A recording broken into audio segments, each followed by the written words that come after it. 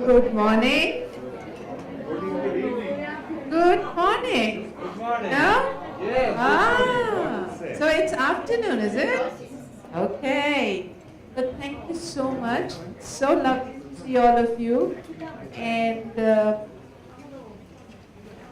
moment, I think I shared with someone that I'm going to have a session, and it's on gender mainstreaming. The guy broke out in a big smile because he said, what else would Farah talk about? See?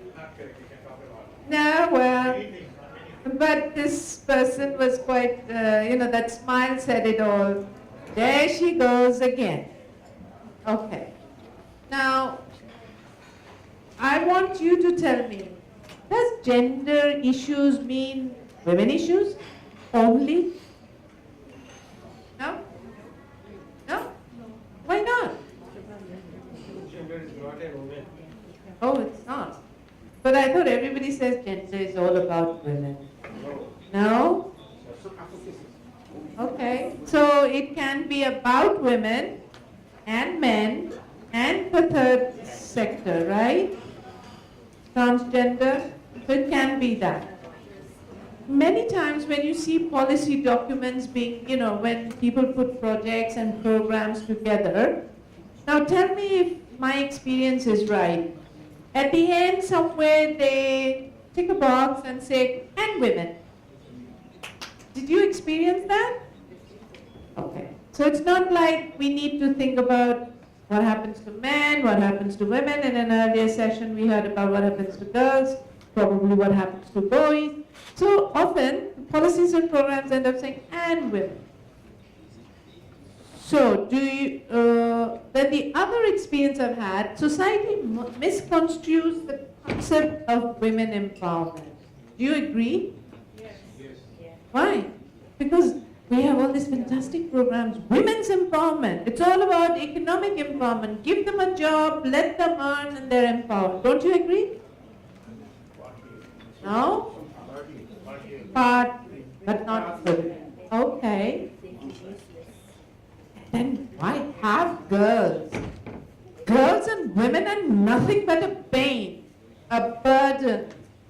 Is this still true in societies? No? No? That was a very soft no. I want to hear a strong no. No?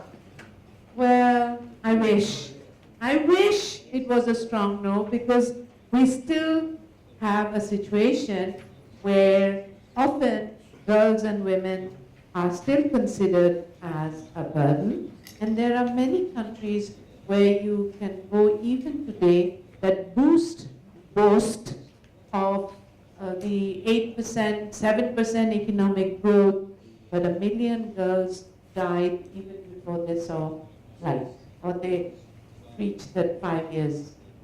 So, yes, there's still a society out there, if not where we are, that thinks girls and women are a burden.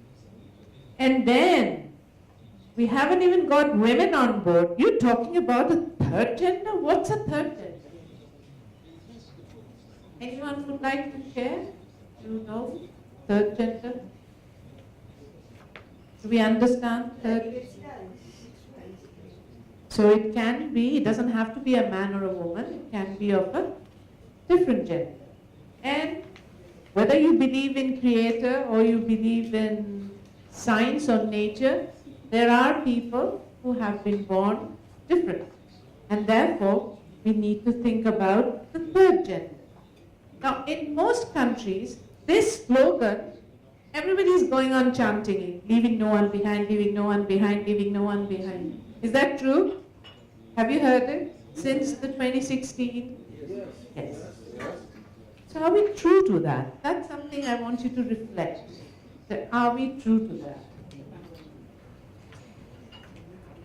Now, from where we stand, gender mainstreaming includes both the specific strategic approaches and technical and institutional processes that aim to achieve gender equality.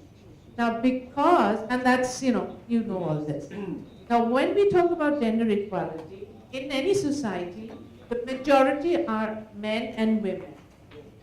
course, we have the third gender as well. But among the men and the women, we're still struggling to get equality. It can be in terms of how you are perceived in your own family. It can be about your own opportunities. It can be about participation. It can be about decision making. It can be about the laws and policies in your country or the investment.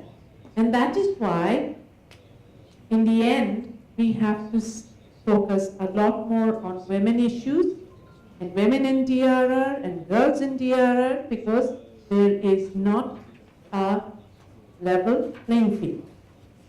And therefore, we need to understand that women and men are impacted by disasters differently. And when we understand that, then we can try and bring in those ideas and approaches in our work. There's gender mainstreaming required in the process. And when there is also a risk that sometimes when we emphasize too much on gender mainstreaming, we can dilute with the women's rights issues. Because while we promote gender mainstreaming, we have to remember the differences, differentiated needs and the differences. But often we find that gender mainstreaming can lead to women's rights being diluted in policy and practice. Because women and children are 14% more vulnerable than men in disaster. It's not me saying this. This is what has been researched and found. The number of sexual violence during and post-disaster situation is also come out in research. Increased water stress in a post-disaster situation leads to girls dropping out from school. You have to spend more time to go and fetch water. Water was available maybe next door. Now you have to walk a mile, and then it increases health hazards. If many of you attended the Girls in Disaster session, this had come up, and also about skin disease, health hazards, and so on. So this is how women and girls are impacted. There's displacement. Often, because society has certain ascribed roles for men and women, so the women are left behind while the men go in search of work, food, support. They migrate, and women remain. They're also, when they accompany the husband, they're displaced. Or the men in the family, they become displaced. Women's advancement is not backed by enforcement of, as I was saying, that there is discrimination in laws, in policies, and this is also not supported. And unfortunately, when they make programmatic intervention, or when they think about disaster risk reduction, awareness creation, it's not involving women. Now, for instance, people were very apt to change the early warning system. But the early warning system doesn't always reach the women and the girls. You hear it in a shop, or you hear it over a radio, and how many women and girls have access to it, and they may not hear it. So those sensitizations were not there. On top of that, we have seen, and I'm sure you all will agree, that women are supposed to do a lot of unpaid care work. Take care of the children, take care of the elderly, the sick, and all this is not reflected in our economic statistics, and therefore there aren't enough investment. And then NGOs usually work on women empowerment, and there's a complaint that they leave men out, and therefore it's not working out to bring in gender equity or mainstreaming. Now, in 2017, there was the global platform, and the chair said, a global program in support of a gender-responsive Sendai framework implementation, addressing the gender inequality of risk and promoting community resilience to natural hazards in a changing climate was launched to implement the gender commitments of the Sendai framework. So they had to come up with an additional framework to support, to overcome systematic barriers to inclusion. 3, interconnected actions are needed. Building knowledge and skills, that's the easy one. Changing attitudes and belief systems, very tough. And promoting inclusive governance. The application of the principles of universal design effectively opens additional space for inclusion. And participation is also going to enable inclusion. Now, before I go to the key demands, now this is a generic situation, and this is what we see in our day-to-day work and in our lives. Today, we would like to hear about how do we mainstream gender, or gender mainstreaming, how do we achieve that in a network like GNDR. Any thoughts? Please reflect, and if you have a piece of paper, put it down. But I would like to invite Emma from the GNDR Secretariat. Emma, if we're looking at gender parity, how many men and women have participated or contributed so far? You did some statistics, yeah. Thank you, Farah. So I crunched some numbers recently, actually, about gender mainstreaming in the GNDR network, and it's something that Farah and I will be discussing and we'll obviously consult with members on. I thought that you would be interested to hear some of the statistics. Some of them are not 100% accurate, but a kind of rough idea. So, for example, in terms of our governance structures, the regional advisory groups and regional steering groups. So, Western Central Africa, I think we have no female members on the regional advisory group. East Africa, we have none.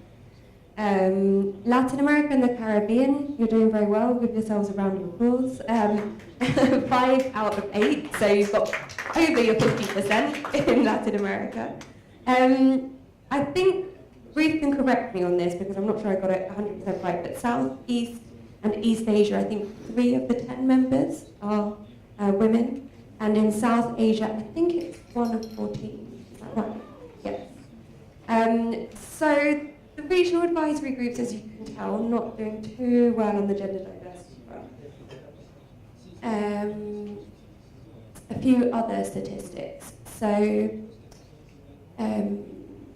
sorry, just to summarise. So, for example, participation here at the summit, we tried really hard to get 50% women at the summit. That becomes quite difficult when sometimes, you know, we invite an organisation and it's often women, it's often men that are sent from that organisation, for example, for regional workshops.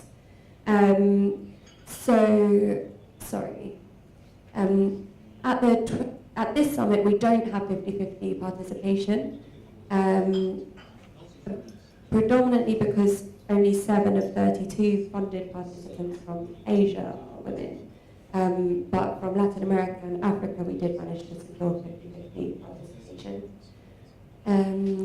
The regional workshops that we held last year, I don't think I have the statistics in this document, but again, I was at the Mali workshop, and I think we had about 3 women participants. I'm looking at one of them back there, that's right, isn't it? We had 3 of about between 20 and 30 participants were women. Ruth, how did you do for Asia? Pretty much like somewhere around like 35%. Yeah, similar, so about 25%. Latin America, again, was much higher. I think they had about 50-50 split. And so some of the things, I mean, we've tried to do some things already in terms of gender mainstreaming, which is why we're having this session here.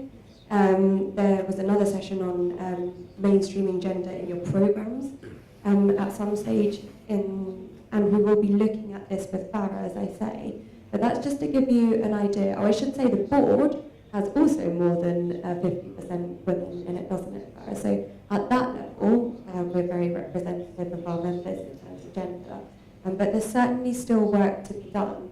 And it's work that, as a network, we can't do without you, because if we want to invite 50-50 women to workshops, it relies on our members also having women that they can send to those workshops, which becomes difficult for a variety of factors. So Yeah. I'll hand back to Lara. So, why do we have such a situation?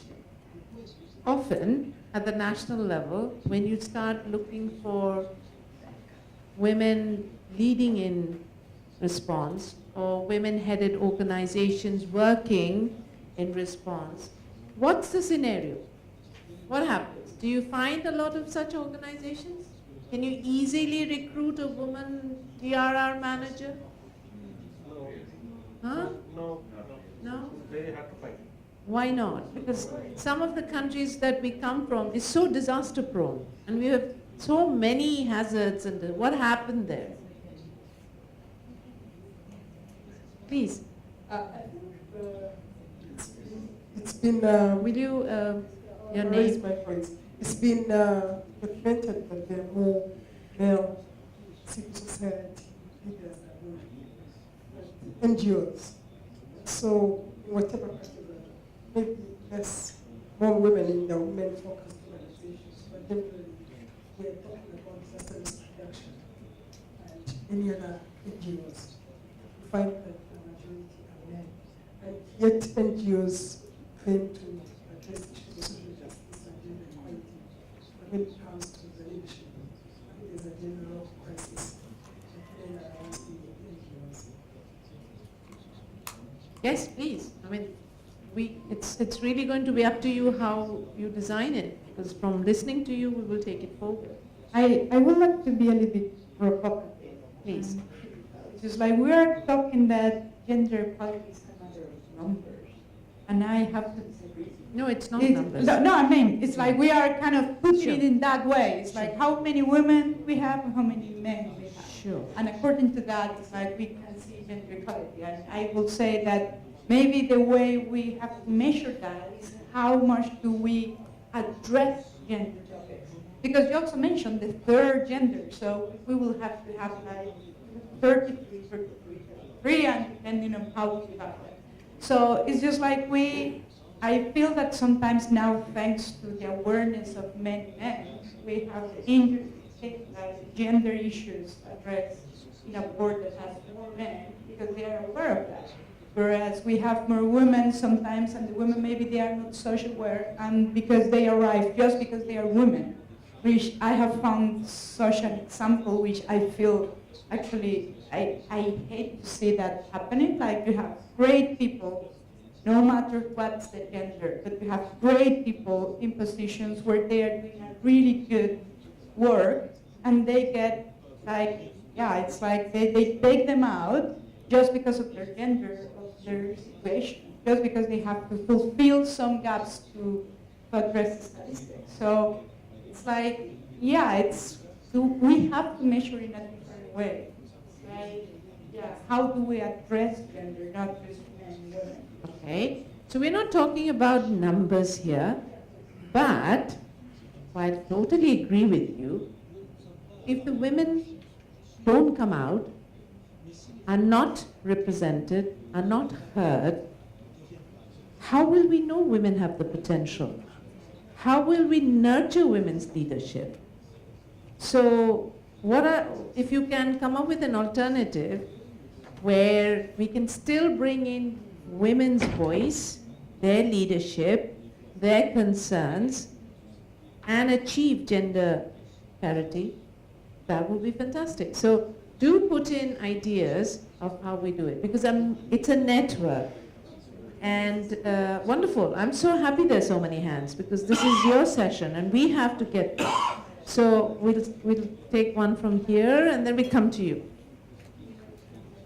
Io ci penso, Oh, for me.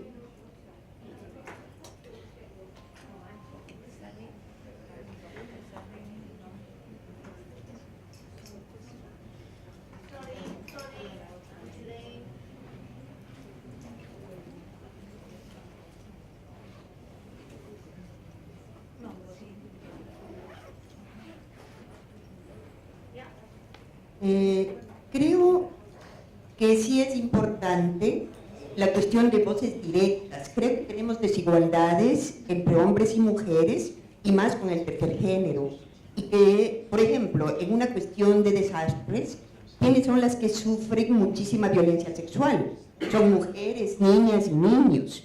Entonces, en esa medida yo sí creo importante que no estemos representadas, ¿no es cierto?, quienes estamos en condiciones como desiguales, representadas por otras voces que son de varones y que se haya una expresión directa de esas voces. Eso. So for those of you who do not have have not heard the invitation, here's from our friend that in any disaster situation, it's more men and girls and maybe boys that suffer, and therefore they would like to be the voice themselves, not be heard through others. And in this case, because men majority, not necessarily always men. Even if men with good intentions are there, they would like to be heard themselves. Okay, so we have Happy and then we go on. I just want to share my experience because I'm also part of different networks and with GNDR, it's a good opportunity. It's a good policy that when I had a baby, I can bring my baby during the meeting that I attended with GNDR, and I really appreciate it so much because also the travel cost of the baby is also covered. While there's also a bad experience where I was invited to speak, but the host organizations and the donor do not want to cover for my baby. So I have to pay this additional expense by myself. But there's also a time when I was invited to a meeting, and the travel cost and also my assistance also being covered by the organization. So I would like to raise the awareness if you are a donor organization or maybe you are hosting a meeting. It's also when your system is not allowing for mother with a baby to travel. It's also you're excluding women. So when we think of workshops, when we design a meeting, we should remember that women are also mothers and may have a baby to take care of, and therefore we need to include. And if there's expenses, then we should do that. Okay, please. This is part of the campaign for recognizing unpaid care work. Yeah, thank you very much. I'm so happy for this your last recommendation. I actually have a 6-month-old baby, 6 months this week, just to participate in this program. Did you inform GNDR? No, I intentionally did not inform because I was concerned about the fact that over 200 people applied from Nigeria, and I happened to be the one selected. I was skeptical about the fact that it may shake my chances of being selected. But away from that, for now, I think we just need to continue to advocate for gender parity and equality. Women have to fulfill some biological roles. The last regional meeting we had in West Africa was held in Mali. I happen to be the National Steering Committee Secretary of GNDR in Nigeria. As we all know, we are test running the governance structure in country, and Nigeria is the one, we are like the only one, I want to believe, in West Africa or in Africa that has a national structure. It's quite difficult for me as National Secretary. Nigeria is a very big country. I stay 8 hours away from the capital, that's Abuja, and we have members across the whole country.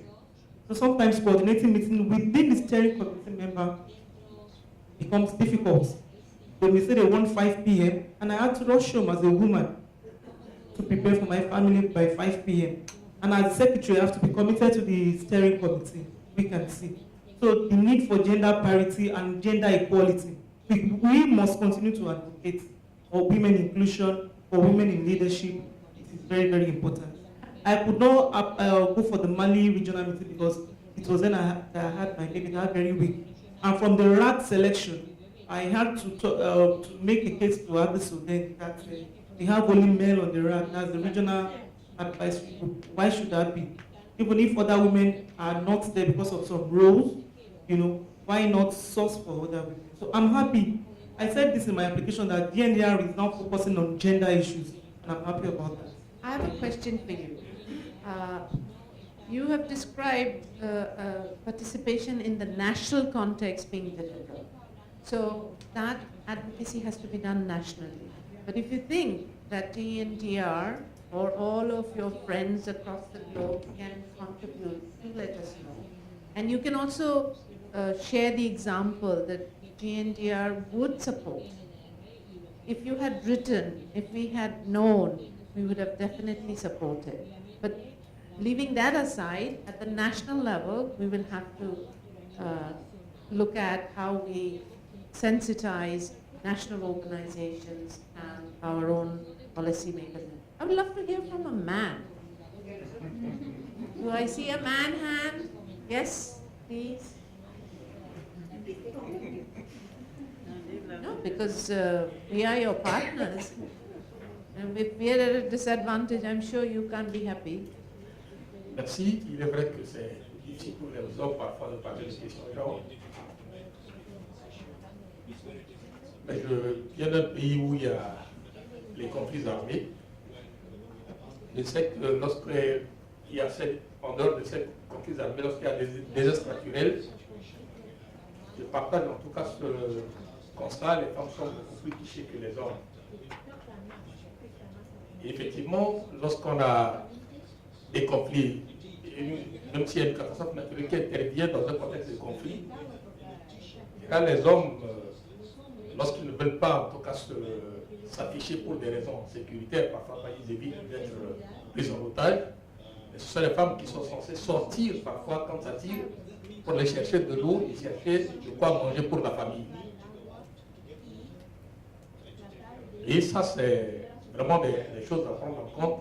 Et même au niveau des réponses, lorsque nous voyons ce qui se fait, c'est vrai qu'au niveau des réponses, c'est là où maintenant les hommes apparaissent beaucoup plus. Parce qu'il y a le pouvoir, il y a des actions à mener, il y a des ressources, il va falloir maintenant que les hommes s'accaparent un peu de tout ce qui existe comme ressources et autres. Donc, en termes de définition, j'aurais aimé à ce que, bon, si nous travaillons sur ça, c'est important d'avoir même pour nos programmes et les projets, des indicateurs vraiment sexuels spécifiques qui nous permettent un peu de mesurer le niveau de participation des femmes dans ce que le GNDR fait. La deuxième chose, c'est ce qui se fait déjà dans ces zones de conflit. Lorsqu'il y a des réponses en termes de désastre aussi, ce sont beaucoup plus les femmes qui prennent en charge les autres femmes et les enfants, en tout cas en termes de réponse sur le plan psychologique. Et ça, c'est des choses qu'il va falloir après voir comment capitaliser pour qu'on puisse avoir une meilleure partie des femmes, en tout cas au niveau de réponse sur le terrain. Je vous remercie. You said that you would like women to come on the field. You want me to take this off? Sorry. We want you to be close to the mic. Sorry. You suggested that women here and beyond should come up with realistic suggestions. But we are hoping that together we'll come up with realistic solutions, and that will be from the men and women together. Any more?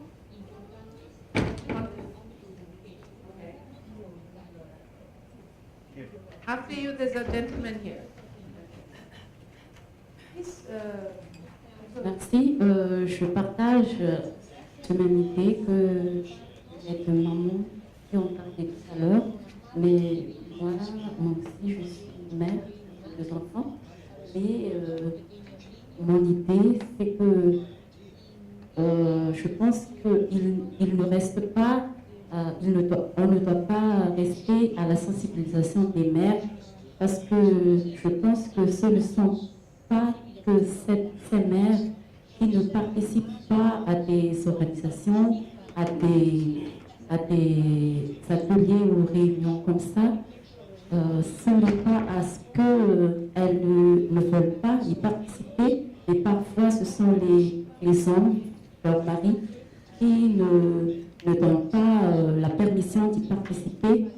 Et je pense qu'il faut mieux aussi, parallèlement à la sensibilisation des mères, des femmes, à participer dans toutes les phases de la réduction des risques et des catastrophes.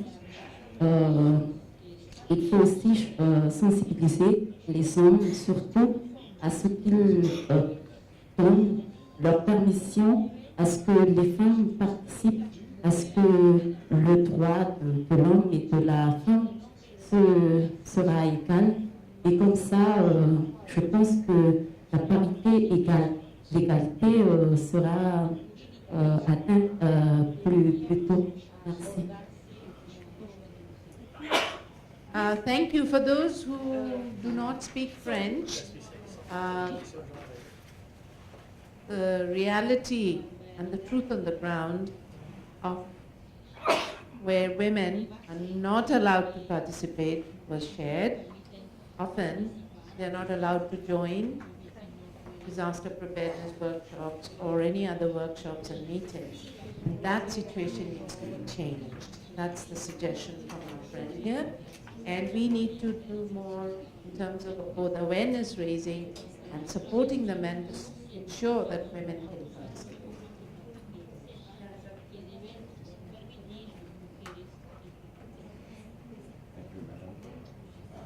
I believe that the second systemic barrier, second one, changing institutional systems, that's the main causes now to come up the woman as a leader or as a leader of the organization. It is the most difficult barrier we have to overcome. Leaving those behind, I have a tiny wish. If GNDR would have a female executive director, as you were here, so we will be more focused on gender balance. We can't promise that. It's about competency and competition and and application. Anyway, yes, we see hands. There was a hand. I have a few ideas. Women becoming heads of departments or the organization head. I think they are not having many women in these positions perception. It's among the men and women also. Men doesn't like sometimes that women leaders in the organization. And same time, women also believe that we can't do this job. So the perception would be changed in both ways. And especially when it comes to the disaster management, especially in response, it's very hard because of this belief.